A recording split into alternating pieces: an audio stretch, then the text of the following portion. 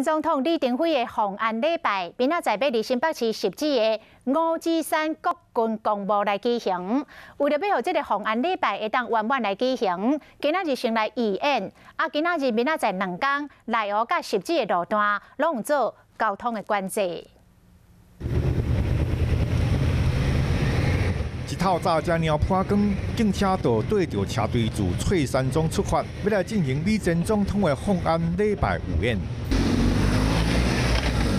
根据总统府规划，访安礼拜分作归灵、迎灵礼拜甲访安礼等4部分。